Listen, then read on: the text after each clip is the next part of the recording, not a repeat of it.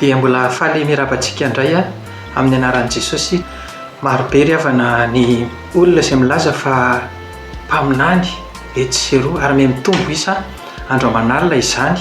Tsy ny fitombony isan'ny mpanompon'Andriamanitra akory no ratsy ry havana, fa ao anatin'izany dia mba miasa koa Satana mba hitaona ny olona hivily, ka dia mampiasa ihany koa izy zany mpanompo marobe izay mitonona ho mpanompon'Andriamanitra dia milaza zavatra tsy izy fa mampivily ny olon'Andriamanitra.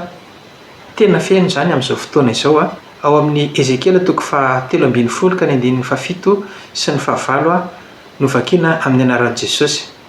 Moa tsy fahitana tsy izy no hitanareo raha faminaniana lainga no lazainareo. Raha hoe ianareo Jehovah no nilaza izany kanefa tsy nilaza izany tsinona?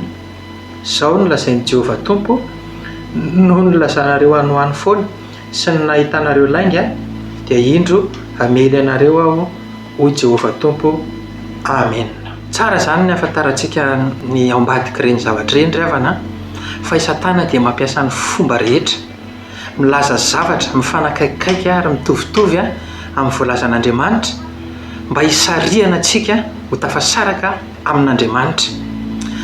Malaza be amin'izao fotoana izao ihany koa ireo olona manao fijoroana vavolombelona hoe andalo amin'ny antsoina hoe EMI na expérience de mort imminente. Voan'ny accident aho izy dia niala tato anatiko ny fanahiko dia rehefa avy eo dia nandalo tamin'izany tunnel lavabe izany dia nahita mazava tery amin'ny faran'ny tery dia nisy fiadanana be tato anatiko dia teo voatsapako fa ay tsy marina ny zavatra nilazaina tamiko tamin'ny tao anatin'ny baiboly hatramin'izay. Tsy misy izany fitsarana izany. Mitandrema ry havana fa ny tenin'Andriamanitra ihany enona sy raisina. Ary mba hahatonga ny olona ho voasarika bebe kokoa amin'ny zavatra teneny mody ampiny kely an'ilay hoe dia naseho tamiko ny zavatra hitranga amin'ny 2030 amin'ny 2070 misy an'izao. Vakio foana ny soratra masina ry havana fa tsy tokony misy zavatra mifanipaka amin'ny tenin'Andriamanitra na ny kely ary, fa raha vao izay ny misy dia efa fitaka. Hoy ny voalaza ao amin'ny Hosea 4:9 manao hoe ringana ny oloko noho ny tsy fisian'ny fahalalana. Izany hoe tsy fahalalantsika amin'ny tenin'Andriamanitra izany dia tantaran'ny olona n'izao rehetrarehetra izao hanaovan'ny olona fahagagana aza izay nirahan'ny Satana dia ringana tafasaraka tamin'Andriamanitra tsika ka nanaraka ny feon'ny Satana. Araka nefa nambarako tamintsika izany fa ny fomba ahafantarana azy dia tsotra ihany, mifanaraka tsara amin'izay voalazan'ny tenin'Andriamanitra sa misy zavatra nahodina kely ilay izy mba hamitahana antsika. Ohatra zao misy olona milaza hoe izany nitsangana tamin'ny maty, izany Mesia, dia avy eo amin'izay izy miteny amina hoe ny Mesia dia efa ity tonga ity, fa aza mino an'izany Jesosy mbola ho avy any amin'ny rahoany lanitra izany ianareo fa efa ity no izy, izany no izy.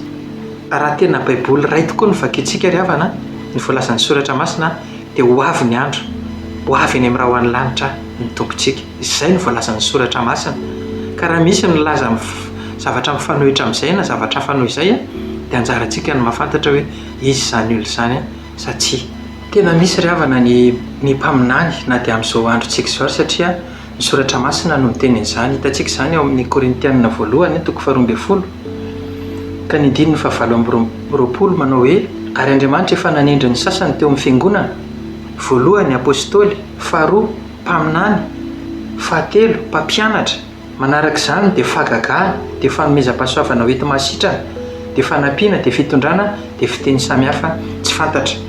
Tena misy daholo izany, fa araka ny teniko teo ampiasain'ny Satana ihany koa izany rehetrarehetra izany, na mpaminany izany, na fahagagana izany, na fanasitranana izany mba hoentina mampisaraka antsika amin'Andriamanitra. Inona ary ny tokony atao? Misy ny olona manao hoe izay hoaizinareo andeha ho any Afrique du Sud izay, andeha hijery an'ilay mpaminany ohatr'izao izahay.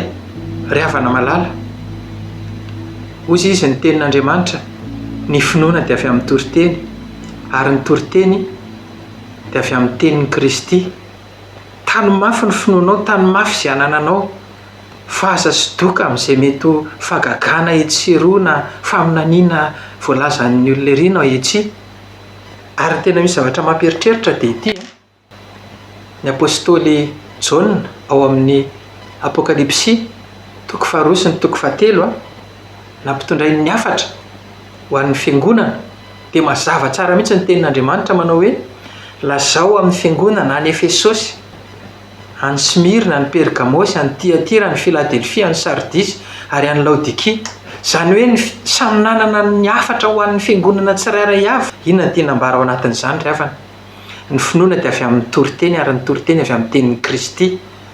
Ao anatin'ny fiangonana misy anao raha tena Jesosy marina ny ao tsy maintsy miteny ao Jesosy amin'ny alalan'ny fanahy masina ho an'ny mpitoriteny ao, ho an'ny mpitandrina ao, ho an'ny diakona ao, na ho an'ny mpiandry ao, na ho an'ny mpampianatra ao. Mety tsy mitovy daholo ange ny teny toriana ao anatin'ny fiangonana manerana an'izao tontolo izao hoe ny tenin'Andriamanitra hoe izao no lazain'ny zanak'Andriamanitra izao amin'ny fiangonana any Efesosy, hafa indray ny any Smirna, hafa indray ny any Tiatira, hafa indray ny any Pergamosy. Samy hafa daholo, samy manana ny zavatra tian'Andriamanitra hanamboarana azy daholo ireo fiangonana tsirairay avy ireo. Ka ny zava-dehibe zany tsy ny fitadiavanao ny fagagana ry, faminaniana ry, fa ny fiainonao sy ny fankatoavananao ny tenin'Andriamanitra izay ambaran'Andriamanitra ao amin'ny toerana izay misy anao. Tiantsika tsirairay avy Jesosy, mitady antsika isan'andro Jesosy. Apokalipsy toko 3 ka ny 9 dia miteny mihitsy hoe indro efa mitsangana eo ambaravarana ka mandondona, raha misy mihaino ny feoko ka mamono varavarana dia hiditra ho aminy aho ary ara-misakafo aminy ary izy amiko. Ary raha misy olona amin'ny Kristy dia olom-baovao izy. Raha mahatsiaro ianao fa voafatotra ny fitsangatsangana, ny falotona maro isan-karazany ary ny fanompoan-tsampy, izany no tokony hitadiavantsika ny tavan'Andriamanitra izay afaka anao amin'ny fahotana fa izany no mampisaraka antsika amin'Andriamanitra. Ka dia mahery izy ary havana tianao Jesosy, amonjy anao Jesosy ho an'Andriamanitra irery eny voninahitra.